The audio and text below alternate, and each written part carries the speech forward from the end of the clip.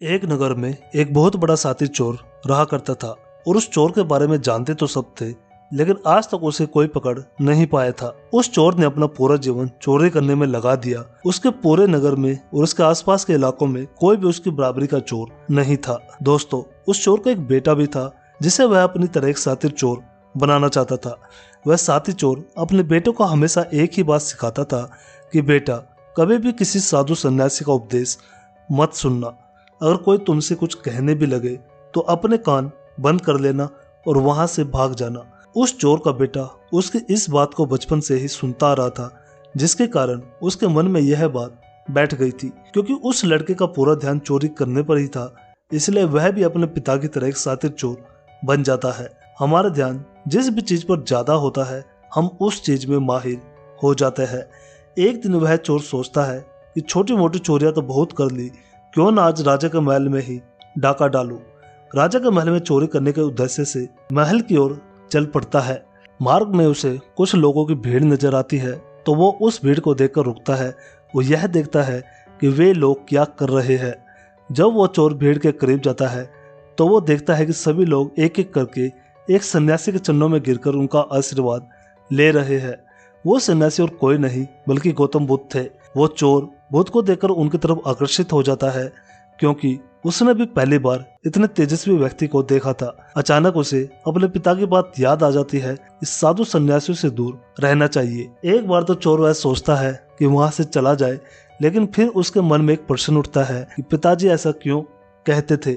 इस प्रश्न का उत्तर जानने के लिए वो चोर सभी लोगों के साथ बैठ जाता है और गौतम बुद्ध का उपदेश सुनने लग जाता है। बुद्ध उस उपदेश में झूठ बोलने की व्यर्थता और विश्वासघात के बारे में बताते हैं।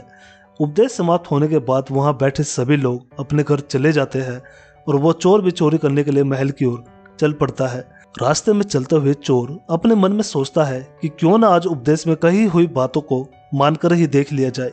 उसके बाद वह चोर महल की दीवार पर से कूदकर जाने की बजाय महल के द्वार से ही अंदर प्रवेश करने लग जाता है। ऐसा देखकर महल का द्वारपाल उसे रोकता है और उससे पूछता है कि कौन हो भाई और कहाँ जा रहे हो। वो चोर द्वारपाल से कहता है कि मैं एक चोर हूँ और अंदर चोरी करने के लिए जा रहा हूँ। उस चोर की बात सुन द्वारपाल सोचता है कि महल का कोई एक नौकर होगा और मुझसे मजाक कर रहा है।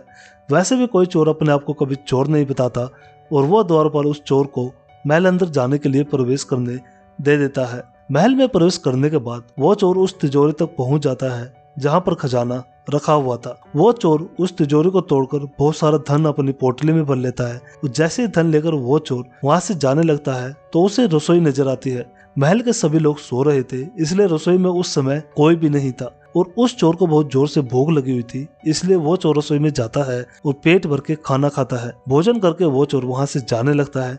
तभी अचानक उसे बुद्ध की दूसरी बात याद आ जाती है कि जिसका हमने नमक खाया है, हमें कभी भी उसके साथ विश्वासघात नहीं करना चाहिए। वो चोर मन ही मन सोचता है कि मैंने इस राजमहल वालों का नमक खाया हुआ है और अगर मैं इनके धन को चोरी करके ले जाऊंगा तो यह विश्वासघात होगा। इसलिए वह चोर उस धन को रसोई में ही छोड़कर जाने लग जाता है। ऐसा करते हुए उसे महल का एक व्यक्ति देखता है और वो शोर मचा देता है कि महल में चोर घुसा हुआ है।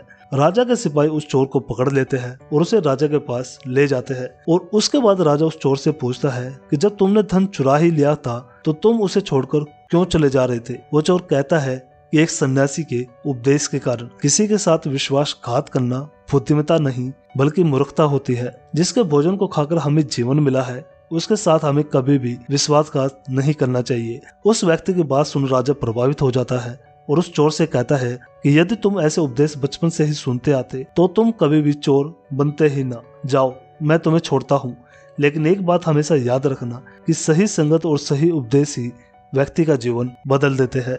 दोस्तों, इस कहानी का उद्देश्य सिर्फ आपको यह सिखाना नहीं है कि आप किसी के साथ विश्वासघात ना करें या झूठ ना बोले, बल्कि ये कहानी आपको सिखाना चाहती है कि आप बुरे तब तक ही है जब तक आप सही उपदेश सुनना और सही संगत शुरू नहीं कर देते। जो कल आपने गलत संगत कर ली थी वही आज आपके दुखों का कारण है। दोस्तों, आपको यह हमारी कहानी कैसी लगी? अगर आपको यह कहानी अच्छी लगी तो हमारे चैनल को जो सब्सक्राइब करें और इस कहानी से आपको क्या सीखने को मिला वो आप हमें कमेंट बॉक्स में भी बता सकते हैं। मिलते हैं नेक्स्ट किसी ऐसी रोचक कहानी में, तब तक के लिए धन्यवाद।